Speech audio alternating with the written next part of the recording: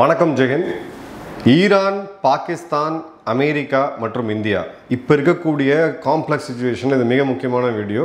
இது ஏன்னா அடுத்த வர 2-3 வருஷத்துக்கு இது ஒரு பேஸாக அமைய போகுது. பாகிஸ்தானுடைய இராணுவ தளபதி அசீம் முனீரையும் ஒரு ஆளாக மதித்து ட்ரம்ப் 2 முறை கூப்பிட்டுருக்காரு அப்படின்னா கண்டிப்பாக அங்கே ஒரு பொலிட்டிக்கல் மெசேஜிங் இதை பற்றி ஏற்கனவே சில வீடியோஸில் டிஸ்கஸ் நம்ம பண்ணியிருக்கிறோம். அதன் பிறகு இப்போது ட்ரம்ப்போடைய அஃபிஷியல் ஸ்டேட்மெண்ட் என்ன அப்படின்னா, அமெரிக்காவும் பாகிஸ்தானும் கூட்டாக சேர்ந்து ஒரு பயங்கரவாதத்தை ஒழிக்கிறதுக்கான நடவடிக்கைகள் எடுக்க போகிறோம். இது ஒரு ஜோக்கு. இது ஒரு ரொம்ப ஒரு மட்டமான ஒரு ஜோக்குன்னு வச்சுக்கோமே. அடுத்தது எடுத்தீங்க அப்படின்னா எக்கனாமிக் கோஆப்ரேஷன் பாகிஸ்தானுக்கும் அமெரிக்காவில், குறிப்பாக oil exploration deal in Balochistan. So பலுச்சிஸ்தானில் அமெரிக்க நிறுவனங்கள் வந்து இயங்க போகுது அப்படின்றது 2வது ஒரு அறிவிப்பு.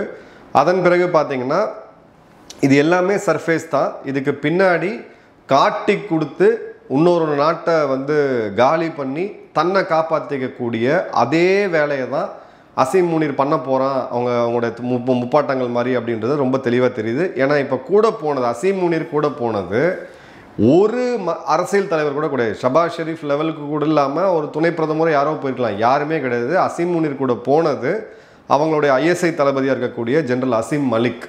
சரி, அசீம் முனீரும் அசீம் மாலிக்கும் 2 பேரும் சேர்ந்து அங்கே போகிறாங்க.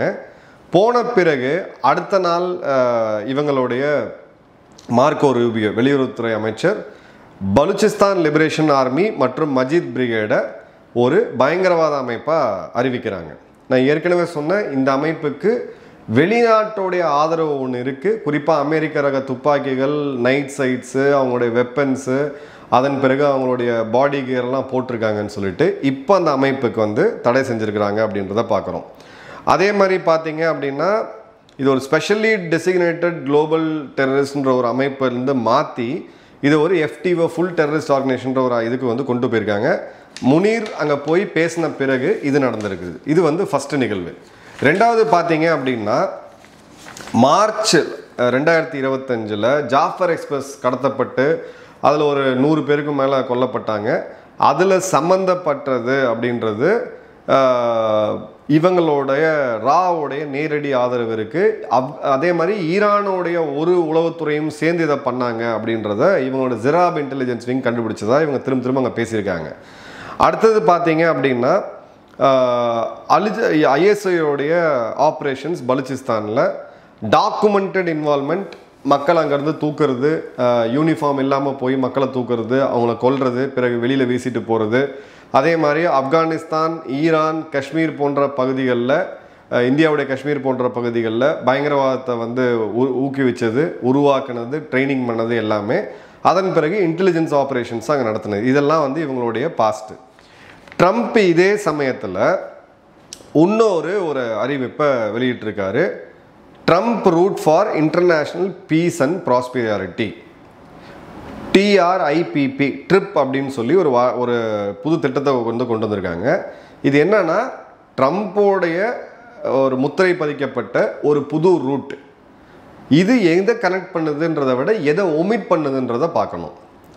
இது ஐரோப்பாவையும் தென் ஆசியாவையும் கனெக்ட் பண்ணக்கூடிய இந்த ரூட்டு, ட்ரம்ப்புக்கு போட்டு கொடுத்த இந்த ரூட்டு 2 முக்கியமான நாடுகளில் ஒமிட் பண்ணுது. ஒன்று ரஷ்யா, இன்னொன்று ஈரான்.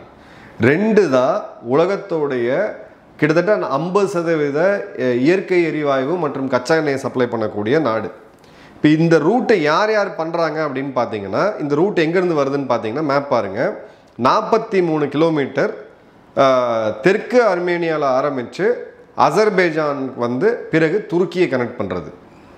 ஸோ துருக்கி ஈரான் எல்லையை கொண்ட நாடு, ஈரான் பாகிஸ்தான் எல்லையை கொண்ட நாடு. இப்போ ஈரானை கம்ப்ளீட்டாக ஒதுக்கிட்டு இந்த 43 கிலோமீட்டர் ரூட் அப்படின்றது அர்மேனியாவும் அசர்பைஜானையும் 2 பேரையும் முடிச்சு அவங்க பிரச்சனையை தீர்த்துட்ட 2 பேரும் இனிமேல் நண்பர்கள் கை குலுக்கினாரு. பார்த்தீங்களா, அந்த கை குலுக்குனதுக்கு பின்னாடி இருக்கக்கூடிய அமெரிக்கன் அஜெண்டா இதுதான். ஏன்னா இந்த ரூட்டை 99 வருஷத்துக்கு குத்தகை எடுக்கக்கூடிய ரைட்ஸ் யாருக்கு, உரிமை யாருக்கு இருக்குன்னு பார்த்தீங்கன்னா அமெரிக்காவுக்கு. ஸோ இவங்க அர்மேனியாவையும் அசர்பைஜானையும் சண்டை போட விட்டு ஆயுதங்களெல்லாம் கொடுத்து இப்போ சமாதானப்படுத்துறன்ற பேர் வழியில் கொண்டு வந்து ஈரானையும் ரஷ்யாவையும் பைபாஸ் பண்ணி எர்தோவானை கையில் போட்டுக்கிட்டு, துருக்கியை கையில் போட்டுக்கிட்டு ஒரு புது ரூட்டை உருவாக்குறாங்க. அந்த ரூட்டு தான் ட்ரம்ப்ஸ் டிரான்ஸ்போர்ட் காரிடர் ஸ்ட்ராட்டஜின்னு சொல்லக்கூடிய ட்ரிப்பு. இப்போ இதில் 99 வருடம் அந்த ரோடு அமெரிக்காவுடைய கண்ட்ரோலில் இருந்துச்சு அப்படின்ற போது அந்த இடத்துல இந்த சிறு சிறு அமைப்புகள்லாம் தாக்கிறதுக்கு கொஞ்சம் தயங்குவாங்க. ஏன்னா அமெரிக்கா ஒரு வலிமையான ஒரு இராணுவ சக்தி. இது ஈரானைய கம்ப்ளீட்டாக ஐசோலேட் பண்ணக்கூடிய ஸ்ட்ராட்டஜி, ரஷ்யாவையும் கம்ப்ளீட்டாக ஐசோலேட் பண்ணக்கூடிய ஸ்ட்ராட்டஜி, சைனாவோட பிஆர்ஐயை கவுண்டர் பண்ணக்கூடிய ஸ்ட்ராட்டஜி, அதே மாதிரி ரஷ்யா இந்தியா எல்லாம் ஒன்று சேர்ந்து போட்ட international north south transport corridor இதையும் பைபாஸ் பண்ணி செக் பண்ணக்கூடிய ஒரு ஸ்ட்ராட்டஜியை அவங்க எடுத்திருக்காங்க.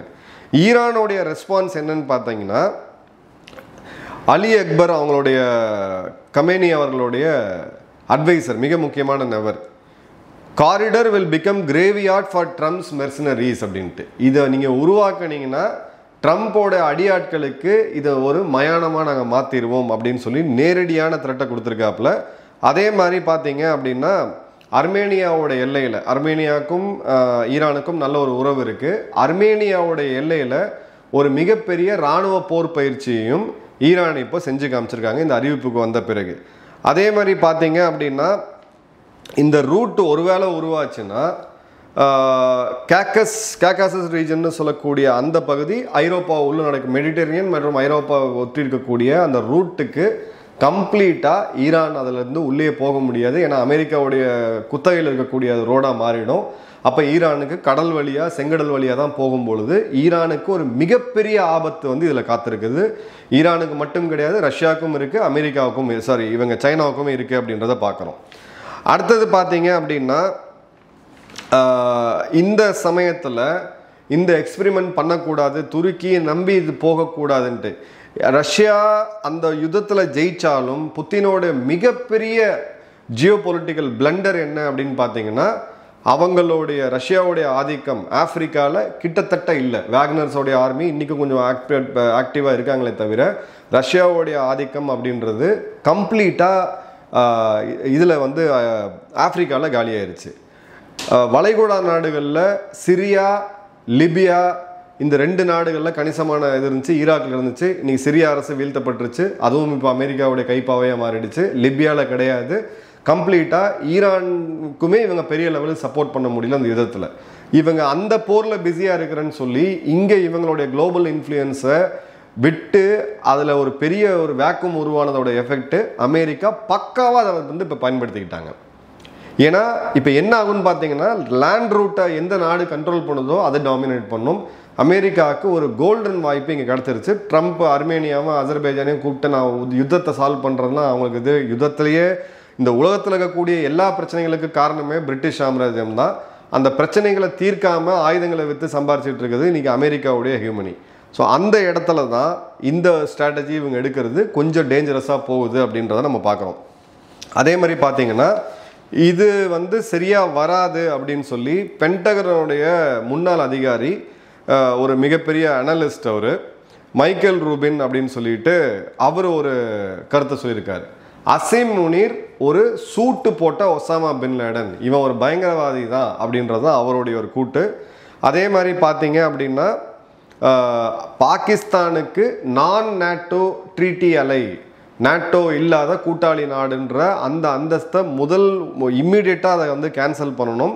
அதே மாதிரி பார்த்தீங்க அப்படின்னா இந்த மாதிரி அணு ஆயுதத்தை மிரட்டுவன்னு பேசுகிற இவெல்லாம் வந்து ஒரு பயங்கரவாதி தான், ஜஸ்ட் யூனிஃபார்ம் போட்டிருக்கான், டை போட்டிருக்கக்கூடிய ஒரு பயங்கரவாதி அப்படின்னு விமர்சிச்சிருக்காரு.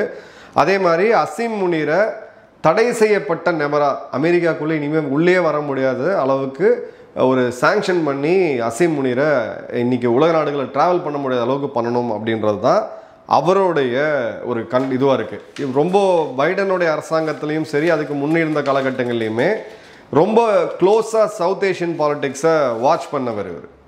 இப்போ அடுத்தது பார்த்தீங்க அப்படின்னா இவங்க என்ன பண்ணுறாங்க அப்படின்னா, அமெரிக்காவுடைய அடியாளாக ஈரானுக்கு உள்ள அமெரிக்காவுடைய இன்டெலிஜென்ஸ் நெட்வொர்க்கை உருவாக்கி கொடுக்கறதுக்கான ப்ராஜெக்டை ஜென்ரல் அசிம் மலிக் எடுத்திருக்கார். அசிம் மலிக் யார்? ஐஎஸ்ஐயோடைய இப்போ இருக்கக்கூடிய சீஃப். ஐஎஸ்ஐ சீஃபை கூட்டு போனதுக்கு காரணமே, எப்படி இவங்க ஆப்கானிஸ்தானில் சோவியத்துக்கு எதிராக ஒரு பேஸை உருவாக்கி முஜாஹிதன்களை உருவாக்குனாங்களோ அதே மாதிரியான ஒரு ஆப்ரேஷனை ஈரானில் பண்ணோம். ஸோ ஈரான் துருக்கி எல்லை, ஈரான் அர்மேனியா எல்லையில் ஈரானை பைபாஸ் பண்ணி அமெரிக்கா ஒரு ரோடு போடுது. இஸ்ரேலுக்கு தேவையான ஆயுதங்களை கொடுக்கறது ஈரானை வந்து வீழ்த்துறதுக்கு ஈரானோடைய மேற்கு பக்கத்தில் பாகிஸ்தான் எல்லையில் அந்த நாட்டை வீழ்த்துறதுக்கான அடுத்த நடவடிக்கையில் அவங்க இறங்கிட்டாங்க. ஸோ கம்ப்ளீட்டாக இன்னைக்கு உலகத்திலே மிகப்பெரிய அச்சுறுத்தல் இருக்கக்கூடிய ஒரு நாடு யாருன்னு பார்த்தீங்கன்னா ஈரான் தான். ஈரானை காப்பாற்ற வேண்டிய கடமையில் இருந்த ரஷ்யா இன்னைக்கு வீக் ஆயிருச்சு. சைனா தயங்குறாங்க. இந்தியா தன்னோட இன்ட்ரெஸ்ட்டை காப்பாற்றிக்கணும்னு பார்க்குது. ஒரு வகையாக இவங்க ஈரானை கம்ப்ளீட்டாக சுற்றி வளர்க்குறாங்க அப்படின்றத பார்க்குறோம். இப்போது என்ன நடக்குது இங்கே? இஸ்லாமிய நாடுகள் சகோதரர்கள் அப்படின்ற போது ஈரானுடைய நட்பு இப்போ தான் ஒரு 3 நாள் விசிட்லாம் நம்ம பார்த்தோம் ஈரான் மற்றும் பாகிஸ்தானுக்கு. ஸோ வெளியில் நாங்கள் வந்து இஸ்ரேலுக்கு எதிராக இருக்கோம், ஈரானுக்கு ஆதரவாக இருக்கோம் அப்படின்னு காட்டிக்கிட்டு உள்ளுக்குள்ள சதி வேலை பண்ணி ஈரானுக்கு எதிரான ஒரு உளவு நெட்வொர்க்கை உருவாக்கி அதன் மூலியமாக காசு சம்பாரித்து இவங்க செட்டில் ஆகணும் அப்படின்றது தான் இப்போ இருக்கக்கூடிய பாகிஸ்தானுடைய அசீம் முனிரும் சரி, ஐஎஸ்ஐ தளபதி அசீம் மலிக் 2 பேருடைய எய்மாவும் இருக்குது. இதனால தான் இவங்க அரசோடைய மக்களால் தேர்ந்தெடுக்கப்பட்ட ஒரு மதிப்பே இல்லாமையே இருந்தாலும் நாட்டோடைய பிரதமர் தான். அவங்க யாருமே இல்லாமல் போய் சந்திச்சுட்டு வந்தது. அதே மாதிரி பார்த்தீங்க அப்படின்னா பலுச்சிஸ்தான் லீவரேஜுமே அங்கே இருக்குது. இவங்களுடைய பார்டர் சிஸ்தான் பலுச்சிஸ்தான் சொல்லக்கூடிய அந்த பார்டர் பகுதிகளில் ஈரானுக்கு எதிரான சில மிலிட்டன்ட் அமைப்புகள் இருக்காங்க. அவங்கள வந்து ஊக்குவிக்கலாம். ஹக்வானி நெட்வொர்க்கை இந்த இதுக்கு எஃபெக்டிவாக பயன்படுத்தலாம். முன்னாள் அல்-கொய்தா மற்றும் முன்னாள் ஐஎஸ்ஐஎஸ் இப்போ இருக்கக்கூடிய ஐஎஸ்ஐஎஸ்கேபி இவங்களோட கைப்பாவைகள் தான். அதையும் இவங்க வந்து கிளியர் கட்டான ஒரு இதை கொண்டு வரலாம். ஸோ இதனால் என்ன நடக்கும்னா அமெரிக்காவுக்கு மொசாட் இல்லாத ஒரு நேரடி இன்டெலிஜென்ஸ் அங்கே கிடைக்கும். அமெரிக்காவுக்கு இஸ்ரேலை நம்பி ஈரானை டீல் பண்ண வேண்டிய கட்டாயம் இனி ஃபியூச்சரில் இருக்கக்கூடாது அப்படின்றத பார்க்க. இஸ்ரேலை அளவுக்கு மீறியும் வளர விடக்கூடாது அப்படின்றதுல அமெரிக்கா ரொம்ப கேர்ஃபுல்லாக இருக்குது. ரேதர் எந்த நாட்டையுமே அளவுக்கு மீறி வளர விடக்கூடாது அப்படின்றதுல கேர்ஃபுல்லாக இருக்குது. அங்கே தான் இந்த கேம் வந்து கிளியர் கட்டாக ப்ளே அவுட்டை இதுன்னு பார்த்தோம். ரெண்டாவது இந்தியாவுடைய பொசிஷன் பார்த்தீங்க அப்படின்னா நான் ஏற்கனவே சொன்ன மாதிரி ஆல் இண்டியா ரேடியோவில் அந்த ட்வீட் நீங்கள் பார்த்துருப்பீங்க. பலுச்சிஸ்தானுடைய சுதந்திரத்தை அங்கீகரிக்கிற மாதிரியான ஒரு ட்வீட்டை இந்தியா போட்டிருக்கு. 1971 கூட ஒரு பொன்னான வாய்ப்பு நமக்கு இருந்துச்சு பலுச்சிஸ்தானையும் பிரிக்கிறதுக்கு. ஏன்னா ரொம்ப வீக்காக இருந்தாங்க. பட் அது ஓவர் பொலிட்டிக்கல் ரிஸ்காக போயிருமோ அப்படின்ற ஒரு கவலையில் நம்ம அந்த முடிவு எடுக்கல. அதுக்கு இந்திரா காந்தி அவர்களை குறை சொல்கிறது தவறு. ஏன்னா அந்த காலகட்டங்களில் அமெரிக்காவுடைய நேரடி அழுத்தம் இந்தியா மேலே இருந்ததை பார்த்தோம். அமெரிக்காவுடைய 7th Pacific fleet enterprise carrier enterprise பார்த்தீங்கன்னா இந்தியாவுக்கு எதிராக வளைகோடா இருந்ததை பார்த்தோம். ஸோ அந்த ஆப்பர்ச்சுனிட்டியை மீண்டும் எடுக்கணும் அப்படின்றத பார்க்குறாங்க. இந்தியா இந்த நேரத்தில் பாகிஸ்தானுடைய ப்ராபகண்டா எந்த அளவுக்கு இந்தியாவுக்கு ஈரானுக்கும் எதிராக இருக்குது அப்படின்ற போது இந்தியா ஈரான் உறவு ரொம்ப ரொம்ப முக்கியமாக இருக்குது. உளவு தகவல்களை இந்தியா கண்டிப்பாக ஈரானுக்கு வந்து ஷேர் பண்ணணும். பாகிஸ்தானுடைய முகத்திரையை கிழிக்க வேண்டிய டைம் இப்போ இந்தியாவுக்கு இருக்குது. அதே மாதிரி பார்த்தீங்க அப்படின்னா பலுச்சிஸ்தானில் இருக்கக்கூடிய ரெபல்ஸுமே இந்தியாவுக்கு தார்மீக கடமை பொறுப்பு இருக்குது பலுச்சிஸ்தானுக்கு ஆதரவு கொடுக்கறதுக்கு அப்படின்றாங்க. ஸோ பலுச்சிஸ்தானுக்கு ஒரு பேக்கப் வேணும் அப்படின்ற போது அந்த இடத்துல ஈரான் சில முக்கியமான காம்ப்ரமைஸை பண்ணணும். அந்த இடத்துல தான் இந்தியாவுடைய மீடியேஷன், இந்தியாவுடைய கூட்டு முயற்சி அப்படின்றது ரொம்ப ரொம்ப இம்பார்ட்டண்ட்டாக இருக்குது. அதே மாதிரி சிபெக் இனிமே டார்கெட் பண்ணப்படும். சைனாவுக்குமே இந்தியா பேச்சுவார்த்தை நடத்த ஆரம்பிக்கும் போது சிபெக்கில் அவங்க எவ்வளோ பெரிய முட்டாளாக்கப்பட்டிருக்காங்க பாகிஸ்தானால் அப்படின்றத சைனாவுக்கு வந்து கிளியர் கட்டாக கொடுக்கணும். சைனாவுடைய உளவுத்துறையுமே ரொம்ப ரொம்ப ஒரு கிளியர் கட்டான ஒரு இது இருக்குது. பலுச்சிஸ்தானில் இருக்கக்கூடிய கேஸ், காப்பர் மற்றும் மினரல் இன்றைக்கி அந்த ரோடெல்லாம் போட்டு ஏர்போர்ட் கட்டி துறைமுகத்தை கட்டி வச்சுருக்கிறது சைனா. இன்றைக்கி வந்து எடுத்துகிட்டு போக போகிறது அமெரிக்கா அப்படின்ற நிலைமை தான் இருக்குது.